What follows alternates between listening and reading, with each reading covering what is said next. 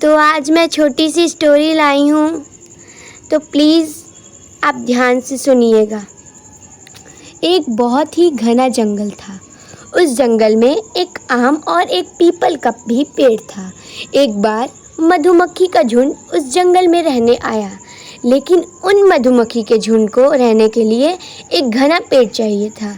रानी मधुमक्खी की नज़र एक पीपल के पेड़ पर पड़ी, तो रानी मधुमक्खी ने पीपल के पेड़ से कहा, हे पीपल भाई, क्या मैं आपके इस घने पेड़ की एक शाखा पर अपने परिवार का छत्ता बना लूं?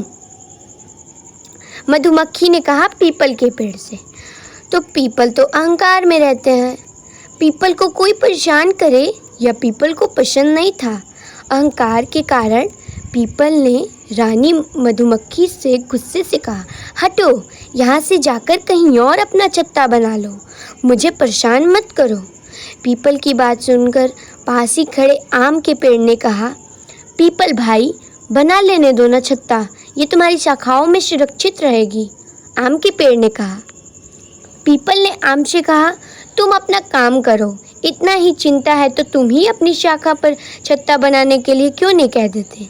इस बात से आम के पेड़ ने मधुमक्खी रानी से कहा, हे रानी मक्खी, अगर तुम कहो तो तुम मेरी शाखा पर अपना छत्ता बना लो। इस पर रानी मधुमक्खी ने आम के पेड़ का आभार व्यक्त किया और अपना छत्ता आम के पेड़ पर बना लिया। समय बीतता गया और कुछ दिनों बाद जंगल में कुछ लकड़हारे आए। उन लोगों को आम का पेड़ दिखाई दिया और वे आपस में बात करने लगे कि आम के पेड़ को काटकर लकड़ियाँ ले ली जाए। वे लोग अपने औजार लेकर आम के पेड़ को काटने लगे। तभी एक व्यक्ति ने ऊपर की ओर देखा तो उसने दूसरे से कहा, नहीं, इसे मत काटो, इस पेड़ पर तो मधुमक्खी का छत्ता है, कहीं ये उड़ गई तो हमारा बचना मुश्किल हो जाएगा। वो तो डर गए।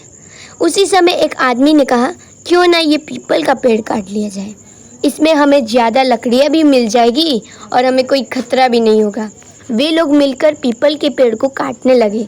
पीपल का पेड़ दर्द के कारण जोर जोर से चिल्लाने लगा, बचाओ बचाओ बचाओ।